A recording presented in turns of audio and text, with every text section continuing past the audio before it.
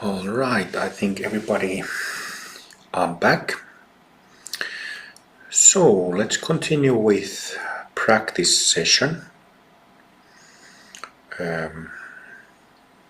Going through some basic practices of this lesson 1.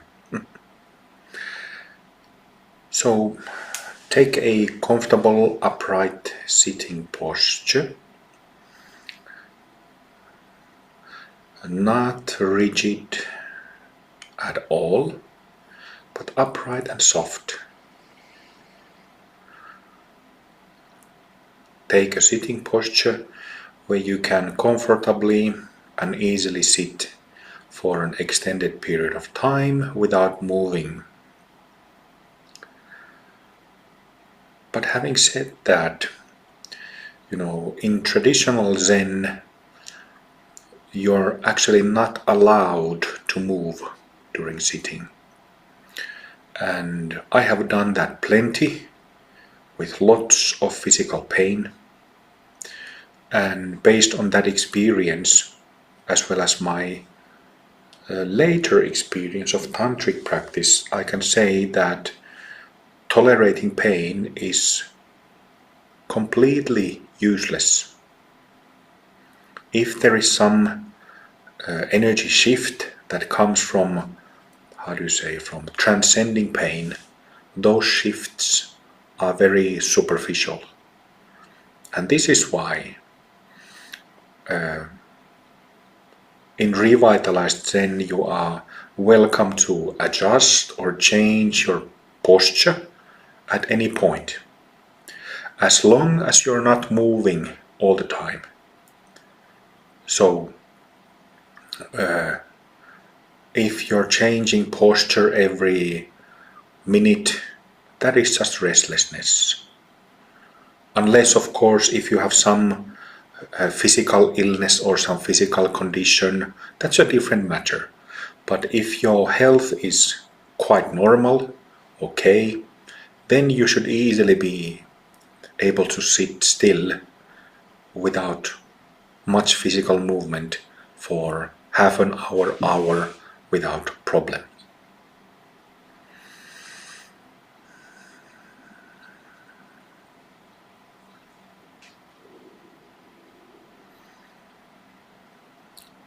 In traditional Zen, what is always told for beginners is to place your hands like this, like I'm showing, with one palm over the other, thumbs touching. But,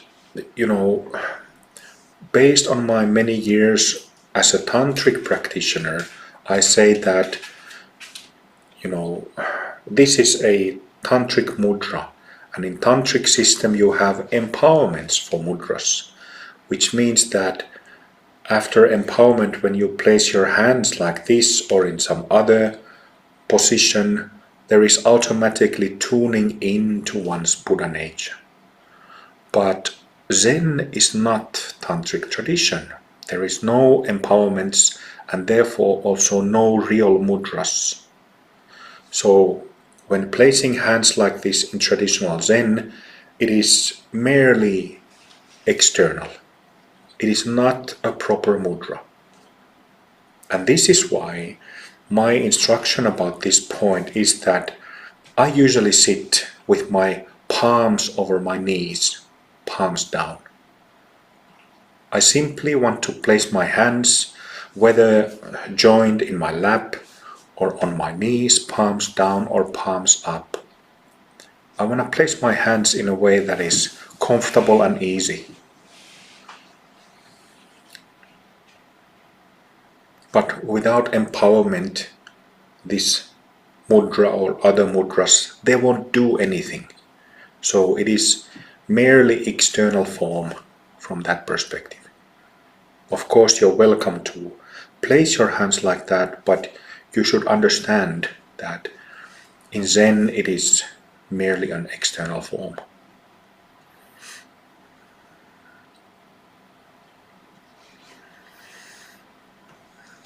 So first couple of minutes when you sit down, Just let your energies flow freely. Let your thoughts move freely. Emotional energy, emotions run freely. Let your physical body relax, and through that physical relaxation, let all the activities that happen in the physical body flow freely.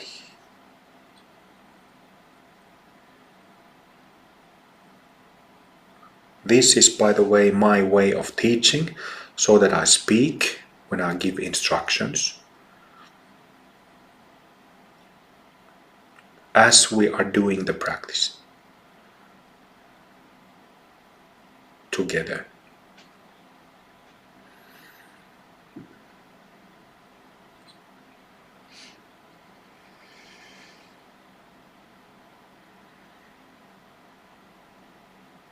Don't try to have a special experience. If there is some wish or desire, intention to get somewhere, do something special, you will sabotage your own practice based on your attachments. So simply, do not desire anything special.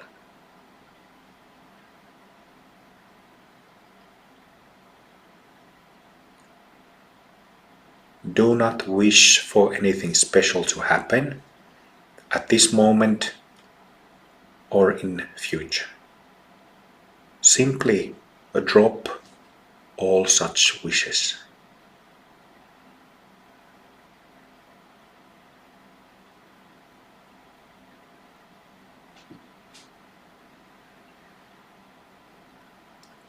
But there is one thing that we want to happen, which is that we want to recognize our basic nature, our true being, instead of being stuck with our ordinary energies, ordinary states of mind that creates our samsaric existence, samsaric condition. So if we just sit down, because categorically, if we are not enlightened Buddhas, then we are samsaric beings. And when we sit down, being samsaric beings, it means that our samsaric mind, self-deluded, self-centered, selfish mind will there will be no change in that.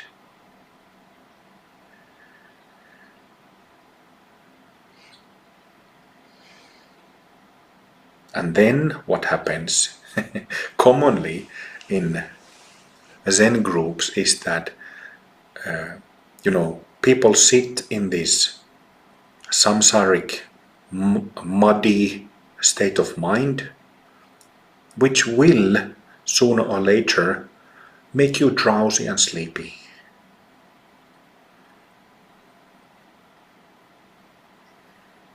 There is some logic in doing that, which is that you're supposed to, in traditional Zen practice, you're supposed to integrate anything and everything as it arises, simply seeing it as flowering or expression of the Buddha mind. But it is different question altogether if practitioners are actually able to do that. And I would say that in 99.99% of cases, practitioners, that doesn't happen. And that's how a lot of time is wasted simply sitting in this samsaric, muddy state of mind. This is waste of time.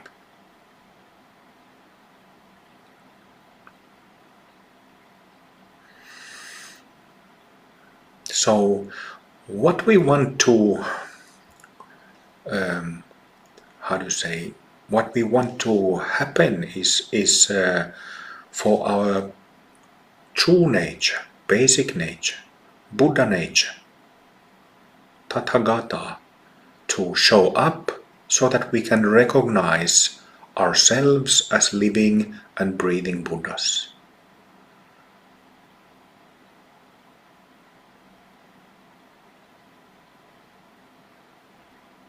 That is what all authentic Zen practice or Dharma practice is all about. There is no authentic Zen practice or any other type of Dharma practice without the recognition of Buddha nature. There is no such thing.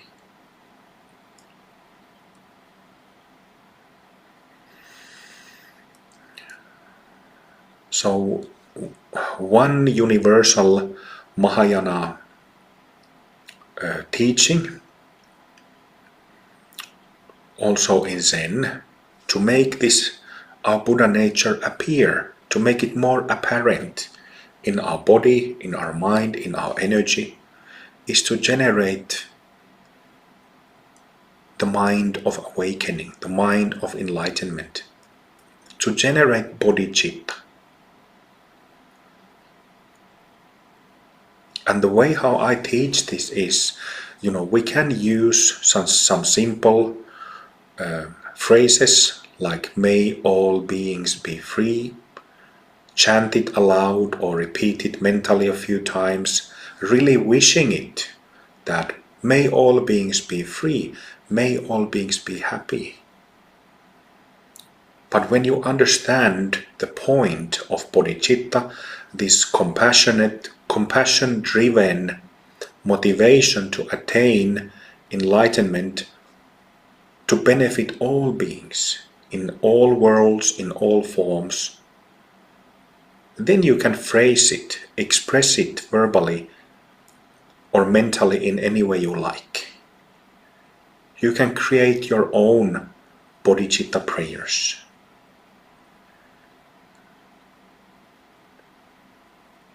And again, this is a way to make our own Buddha nature apparent, to recognize it, but also to make us mature as beings. Mature, how? Well, when we are stuck in samsara, it means that we are self-centered, self-absorbed. And compassion, where we hope freedom, happiness, joyfulness to all beings, is the exact opposite of that. So with samsaric mind, we close up, we tighten, kind of get tied into a knot, feel very limited, restricted. And through generating bodhicitta, we do the opposite. We open our energy, open our mind, open the tissues of the physical body, open the tissues of our subtle bodies. So let's generate bodhicitta. I will say simple prayers on behalf of all of us. And in your own practice, you're welcome to experiment. So here we are sitting, determined and committed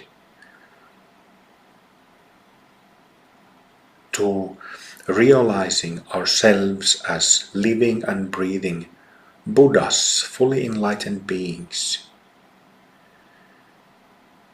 to benefit all sentient beings in this world, in all worlds. This is what we are doing at this very moment.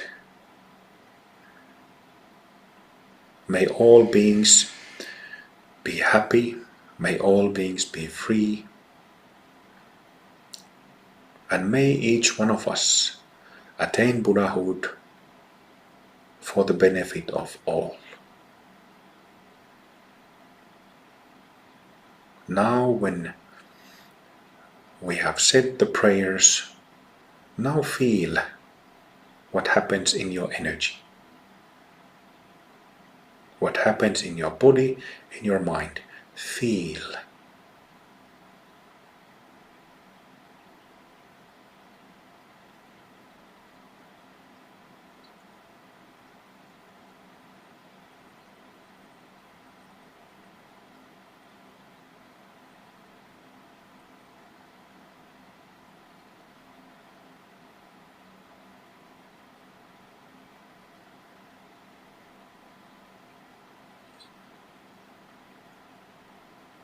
For the benefit of all beings,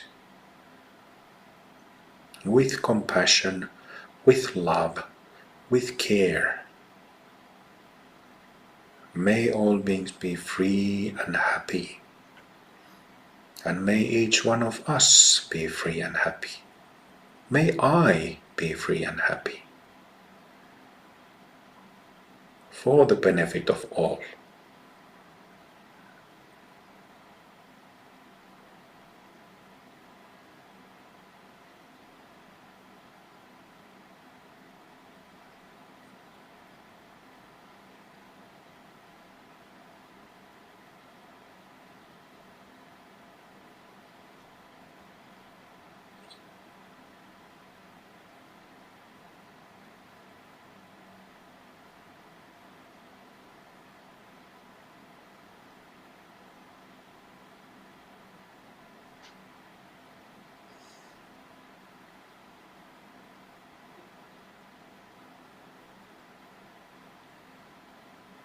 It is a simple prayer, but this Bodhicitta prayer is a perfect expression of what Buddhas think, how Buddhas feel, and how Buddhas act,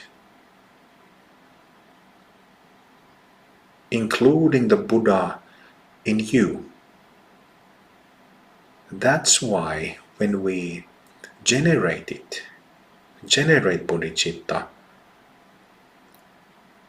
when you do it properly and correctly, and you feel it, then there is such a significant change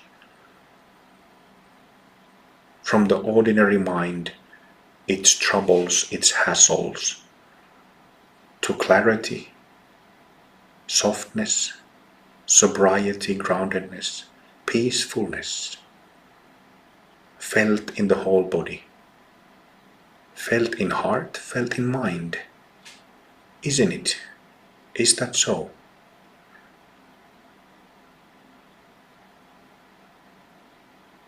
Very easy, very simple.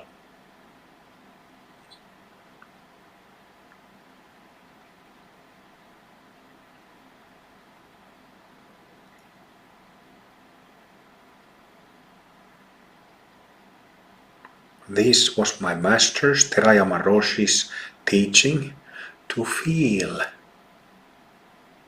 To feel.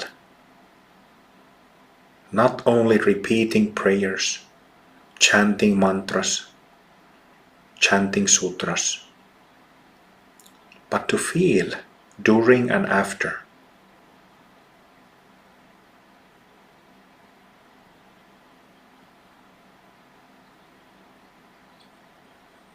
To feel the change in energetics.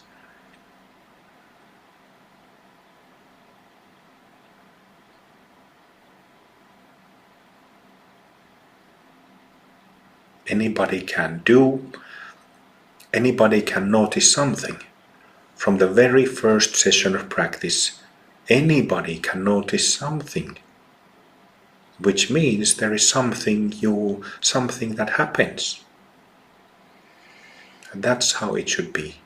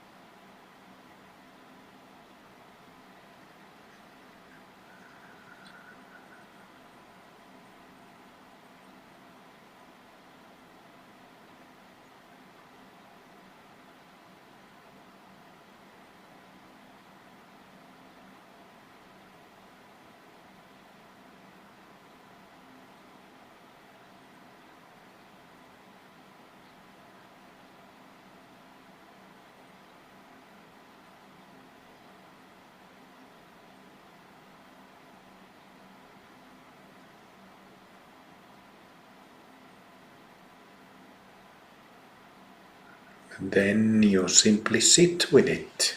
You keep feeling it.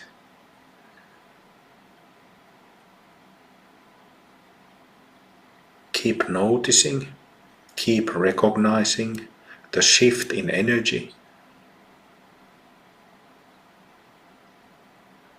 And notice how the mind becomes sober, head becomes sober, your energy, your heart becomes soft and very alive. Very alive, isn't it? But it also becomes harmonious, peaceful in that sense. Peaceful doesn't mean that it is perfectly still or thoughtless. Peacefulness means that there is harmony. Just like in nature, forest. Lots happening there. Wind, animals, sounds. Lots of things happening, but peaceful, harmonious.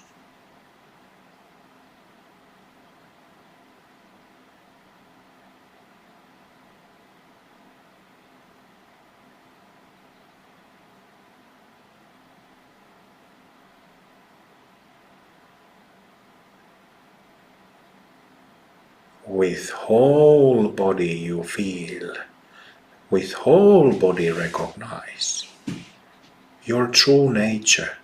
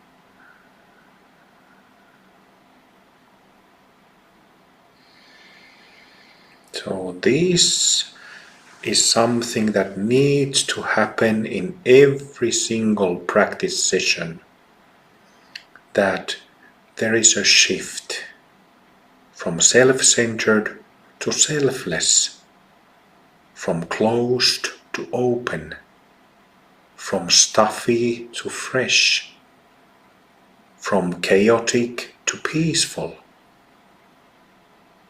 Every single session, this needs to happen.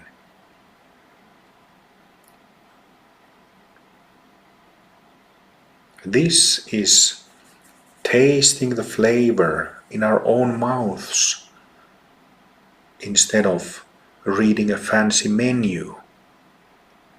We're tasting, we're eating it.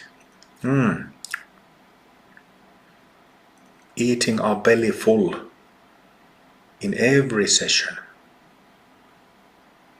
in every sitting.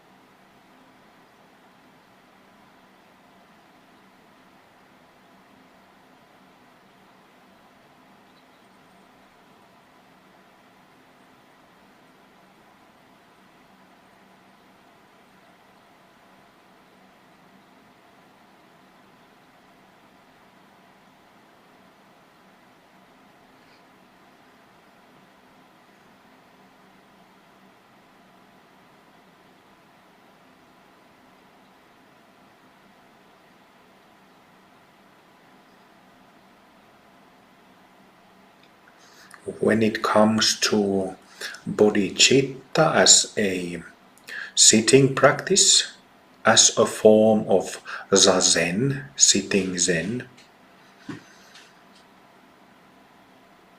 just like we did, first you sit down, you release energies, and then you generate it. You generate it for half a minute, something like that. Express through a simple prayer, or perhaps chant aloud, may all beings be free. And after that, you sit with the experience of bodhicitta. And then after some time, you can generate it again for half a minute, and then keep sitting. This is the single most important practice in all of Mahayana Buddhism.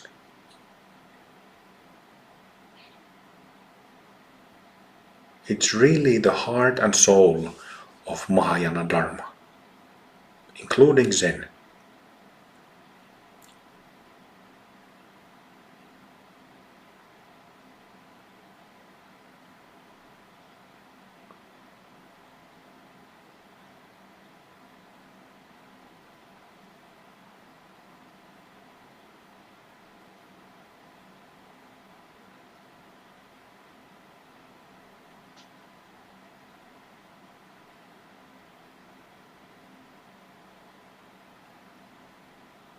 Instead of thinking about me, I, mine, being constantly bothered and carried away by our thoughts about the self, instead completely opening.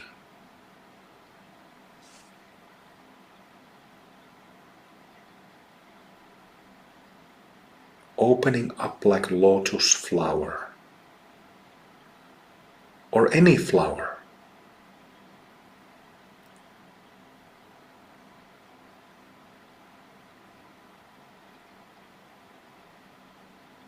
And when the flower, figuratively speaking, our heart, our energy, our mind, these subtle bodies I was speaking, when they open up, it's the most natural thing. Feels so natural, so right, so good, isn't it? And it's so simple. So simple for anyone to understand, for anybody to practice.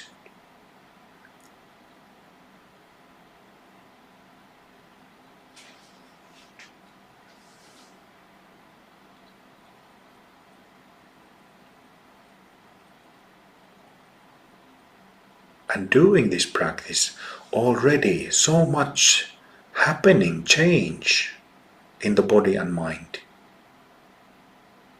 So much softening, so much loosening of the tissues, physical and non-physical, so much healing taking place.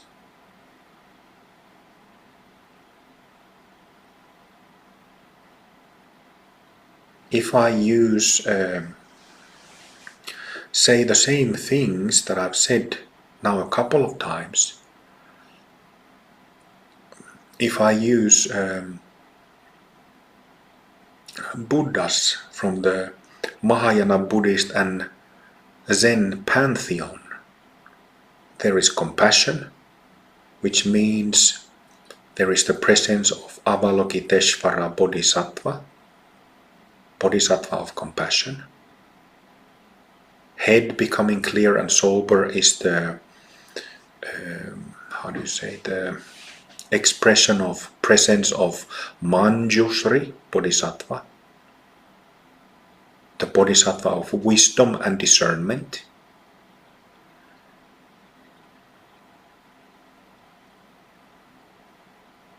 That there is light, figuratively speaking, light of basic awareness, and the healing faculty of basic awareness.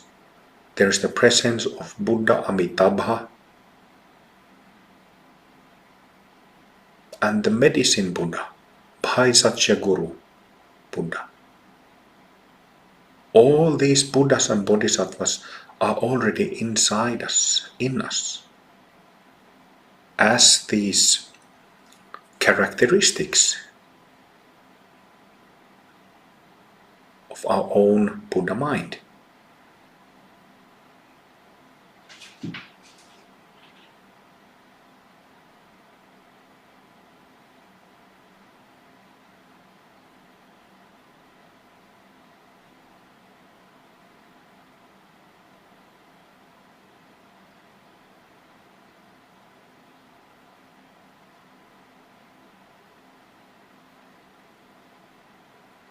And this is the same Buddha nature, same Buddha mind, same body of the Buddha, recognized and realized by all Zen patriarchs and all Mahasiddhas of the past, present and future.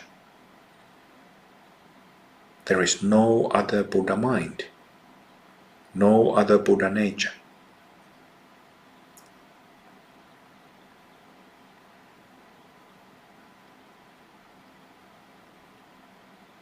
So let's generate bodhicitta again.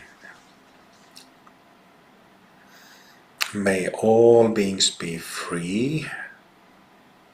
May all beings be happy. May all beings be settled into their own nature. May all beings recognize that they are naturally, spontaneously joyful and radiant.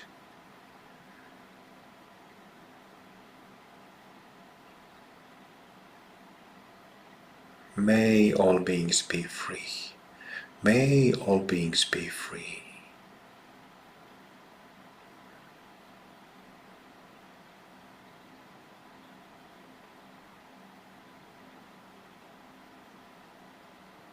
Including ourselves. May I be free, may I be happy. May I be full of joy, full of genuine love and kindness.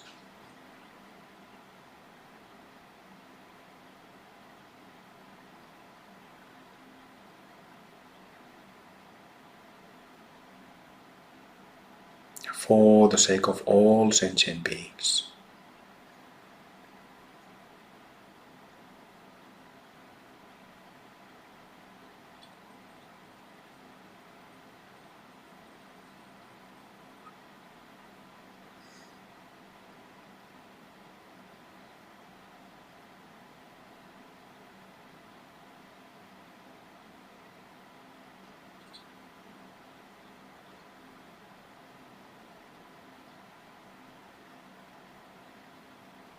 Again, when generating bodhicitta, the tissues of the physical body and the subtle bodies stretch open, open up. Open up like flower in the morning. The night, the darkness, the cold is gone. When sunlight, the warmth of the sun, heat, touches a flower, it opens up. Naturally opens up. And stays open. Like that. Exactly like that.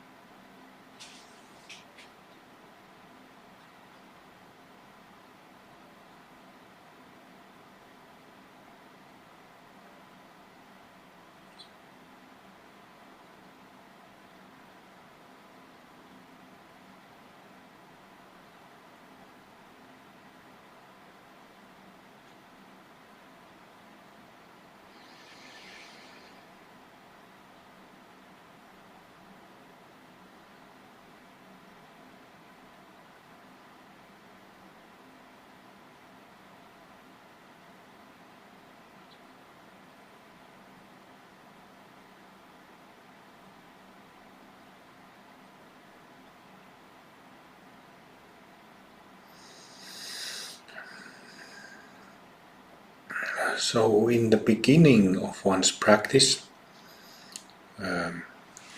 doing this bodhicitta, generating bodhicitta, it's kind of like something new is appearing, opening up, which is exactly how it should be.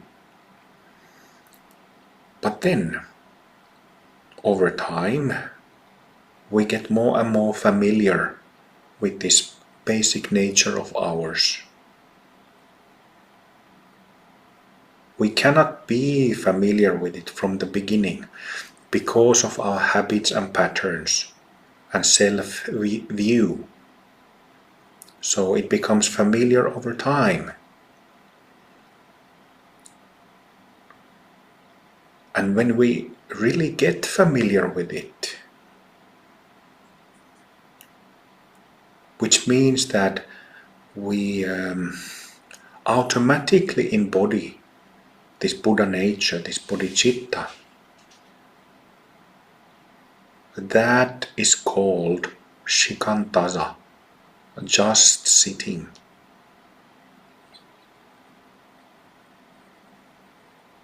It is simply effortless recognition of Buddha nature. That is Shikantaza.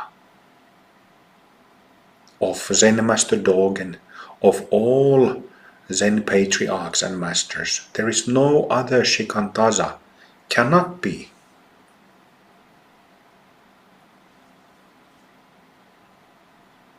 Even though the literal meaning of Shikantaza is just sitting,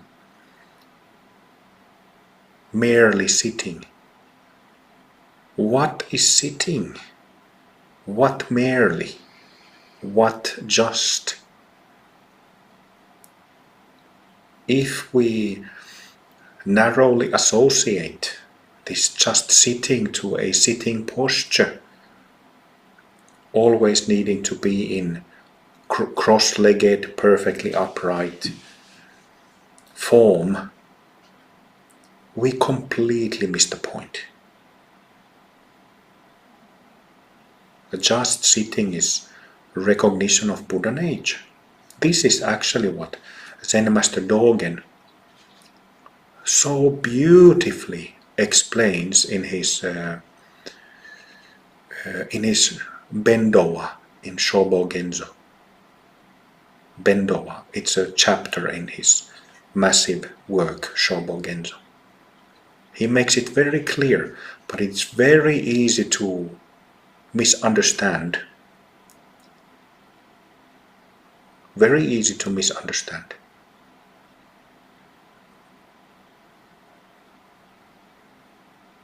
If there is no shift from ordinary self-centered mind to Buddha mind, Shikantaza, just sitting, is completely out of the question. Then it's just samsaric sitting of a frog, no different from a frog. Oh, I love frogs. I adore frogs. So I don't mean to give a bad reputation for frogs, but my point is that recognition of one's Buddha nature is the main course.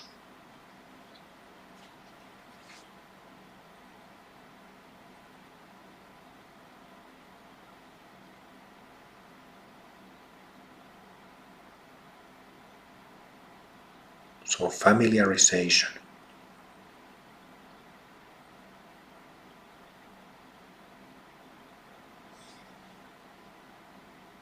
Knowing what will happen, having a clear view, theoretical view of the practice, and then simply applying the instructions, seeing for oneself how it works, what this Buddha nature is, and familiarizing with it.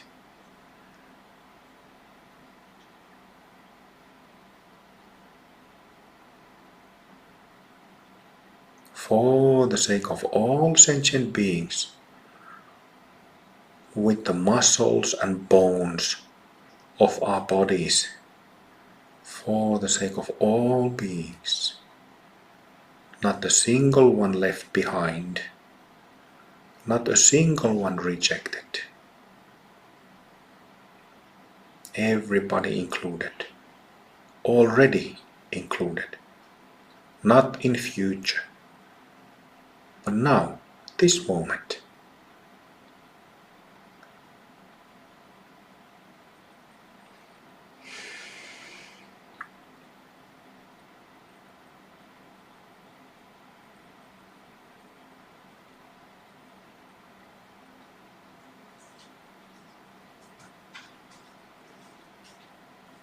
And it is in this moment when the Buddha nature needs to be recognized, not in future, not in 5 minutes from now, not in 5 years from now.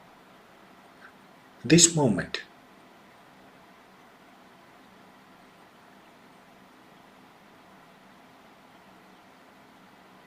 Felt sensation, felt experience, felt recognition. Not thought of it, not idea of it.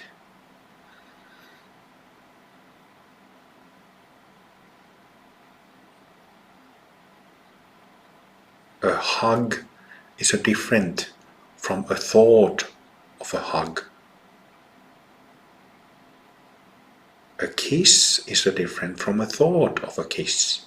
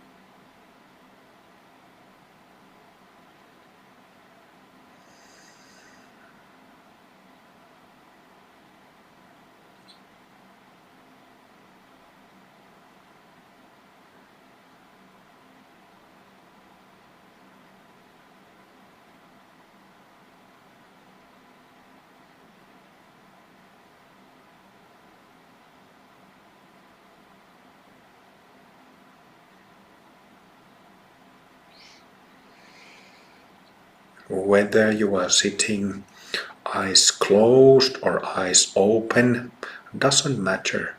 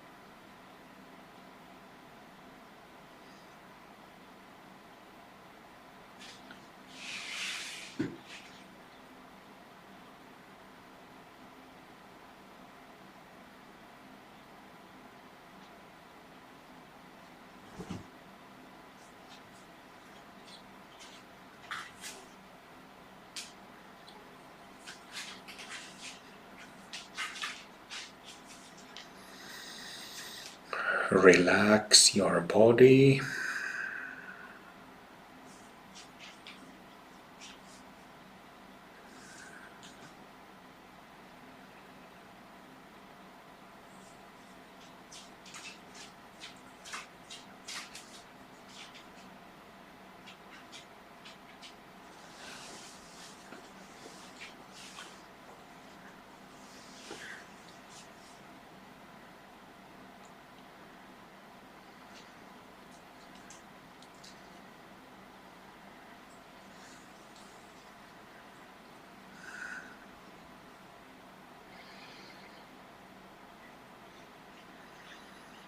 And feel your whole physical body.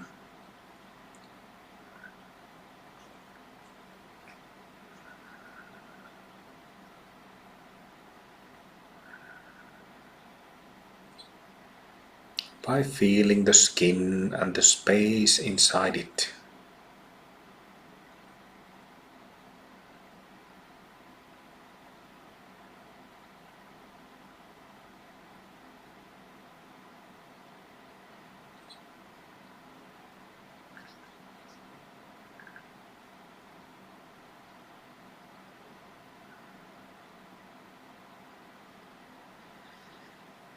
You can take few deep breaths, inhaling, exhaling, just helping to deepen the relaxation and to feel the body, physical body, a bit better.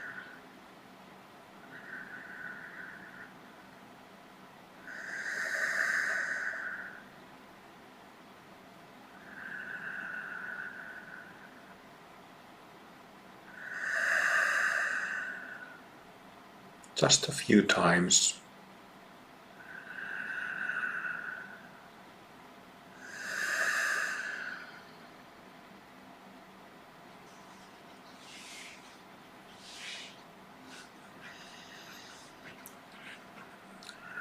Traditionally, at the end of a practice session, there will be chanting of different sutras and prayers,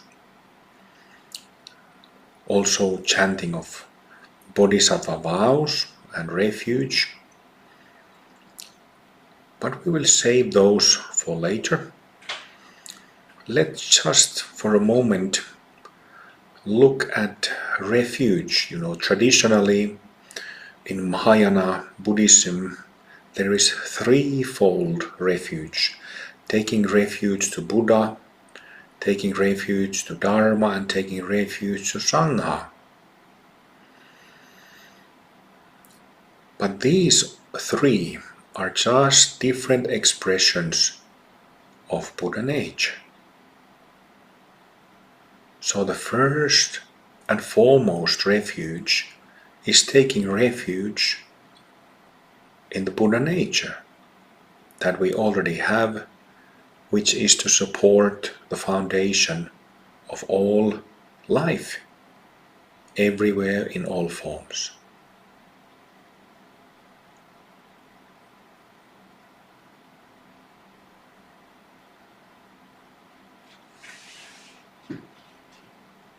So let's take refuge in the Buddha within, our own Buddha nature, taking refuge in ourselves.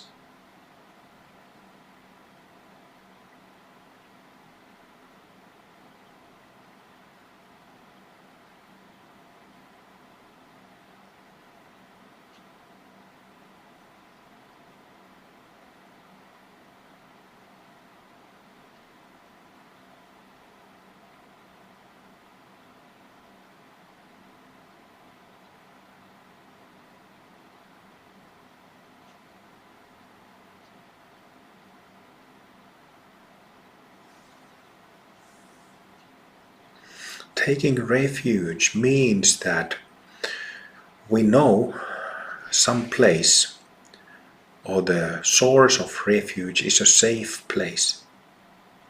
Safe existentially, safe psychologically. And so you,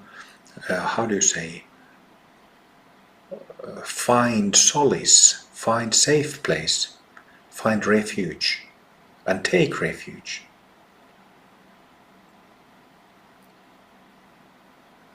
That's how it works. And consequentially, we find safety, we find refuge, a safe place, and we find protection from the samsaric tumult we might have in our minds, from the samsaric situations and conditions that might be externally coming to us. Protection from illnesses of different kinds, protection from problems, making our lives smoother in all ways. This is the meaning of refuge. I'm sure that next weekend, when we have the Saturday-Sunday retreat, in a week from now we will get to it in a bit more detail. Buddha Dharma Sangha refuge.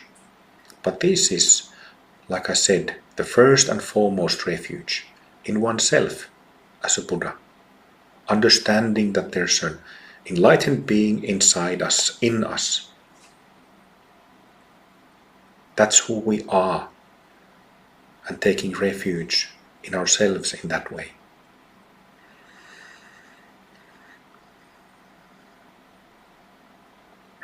In time, I will also get to Bodhisattva vows that are so important in Mahayana Dharma. But let's just chant a simple Bodhicitta prayer. May all beings be free, 3 times. And then dedication of merit. So may all beings be free, 3 times, so that your voice really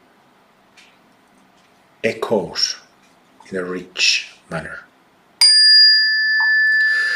May all beings be free. May all beings be free. May all beings be free.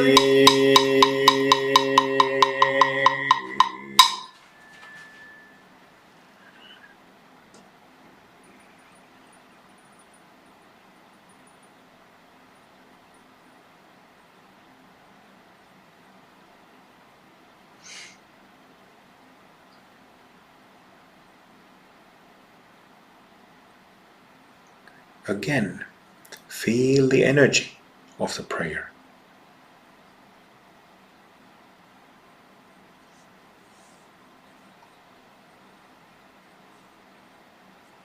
Feel the mind of the prayer.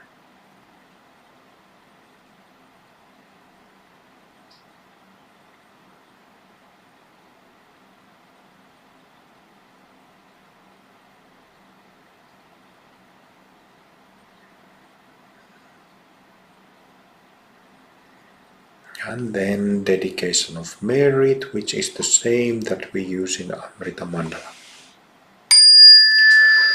May all beings receive my accumulated merit. I dedicate the merit to the refuge and to all sentient beings.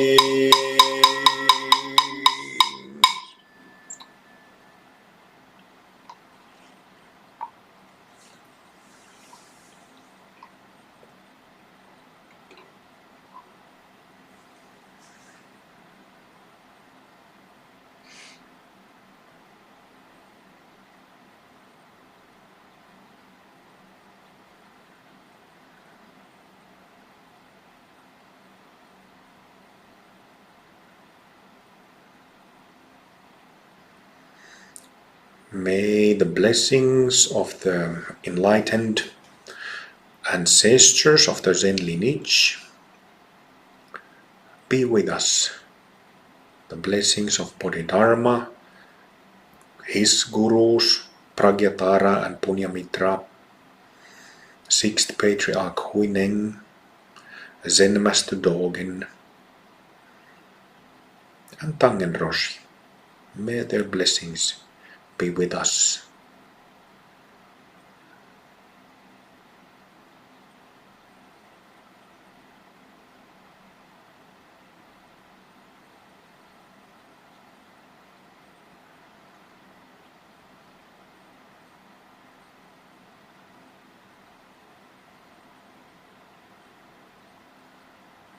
we will get to ancestor practice properly in the upcoming retreat.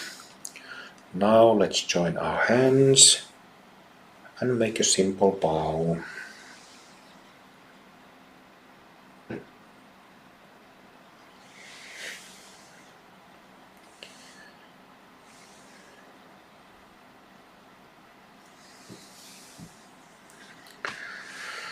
There. My apologies for going so much over time. Have to do this practice session, especially now that I've started teaching this Revitalized Zen, I have to do them properly so that the basic things really become clear and basic practices become clear. So, like I mentioned a couple of times, we will have a weekend retreat in a week from now on Saturday and Sunday. You're also welcome to join if you can't make both days. You're welcome to join just one of those days. And then the next Saturday session will be in 2 weeks' time, on 24th of May. After that, so we will have these 3 different events in May, and I think the next one will be, oh gosh, now I can't remember, but you can find out from our Facebook group. All events are there. There's no Revitalized Zen website yet. At some point there will be, but not yet.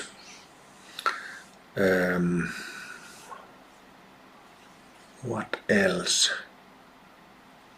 Yes, so in these May sessions I will start going through the key practices, central practices of Revitalized Zen, and I actually had a bit more varied plan for the practice this evening, but I felt that I wanted to kind of keep it simple and do this session just Bodhicitta to really clarify how important it is and how powerful it is when you do it properly.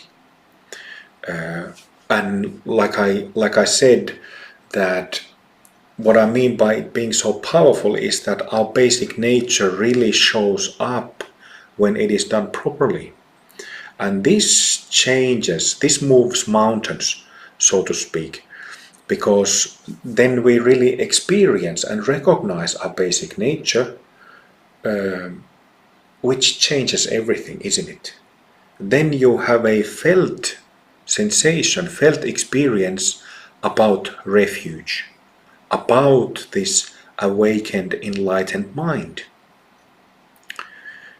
which is really the whole point. You know, we could. I remember back in my days of Zen training, the first 4 years of my so-called retreat years.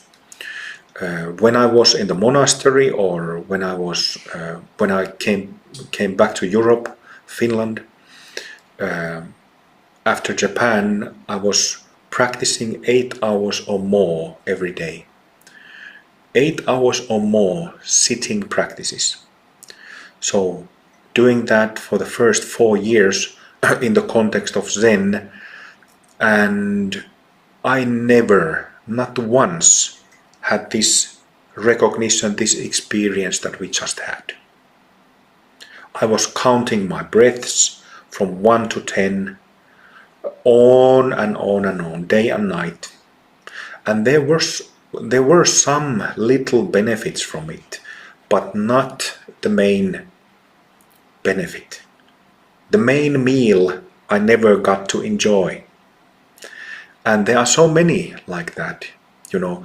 And this is a problem of all old established traditions, that they should really keep reviewing every couple of generations. They should review and analyze the practices that they're doing and ask whether they are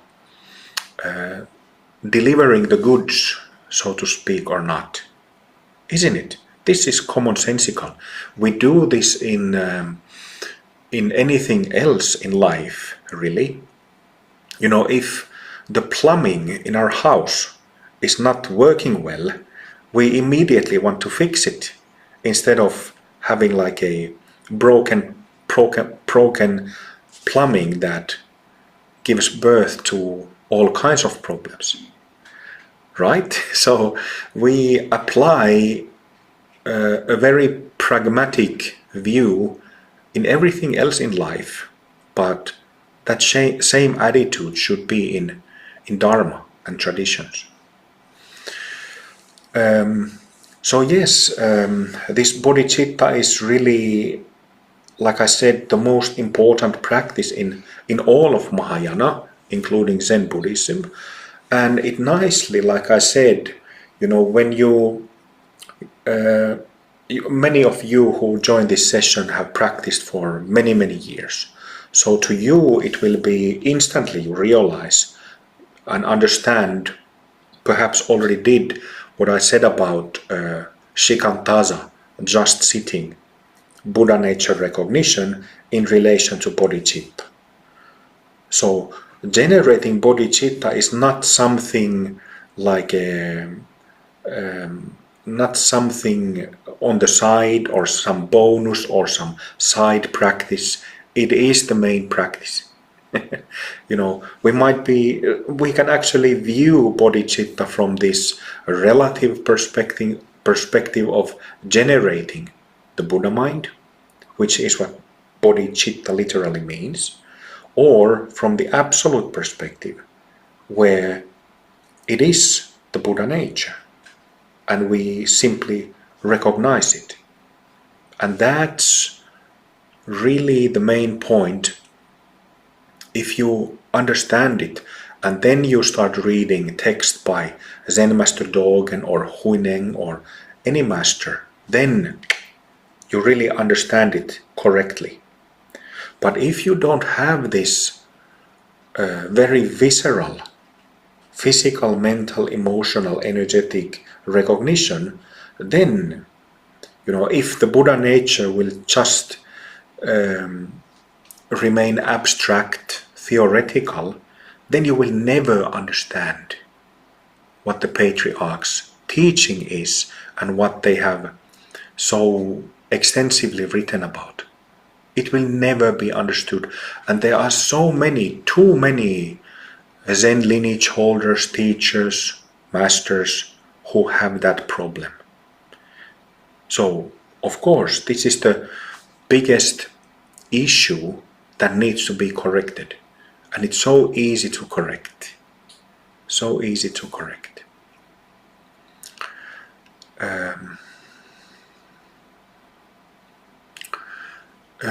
So yes, I wanted to give this session just for this, and on the retreat, on the upcoming retreat, we will do this practice and other practices. I will expand little by little as the sessions continue.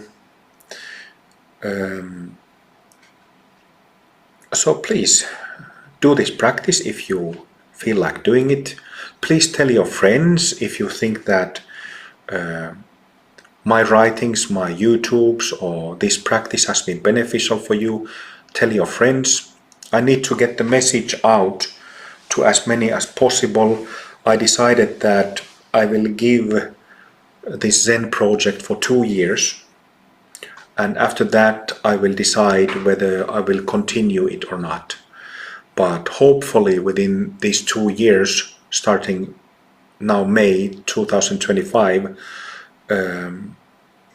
hopefully within these next 2 years I will be able to connect with people who are looking, who have become disillusioned about traditional Zen, just like I was back in the day, and then find who still have that love and appreciation for the Zen tradition and for the patriarchs, who will want to do this practice.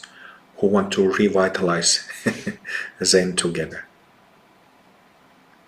So thank you very much everybody for showing up and joining.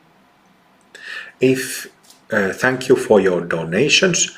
If you want to make additional donations, I will welcome them happily. All right. Good to see you, and see you in the next one. Okay, have a nice day, nice evening. Cheers. Later. Bye.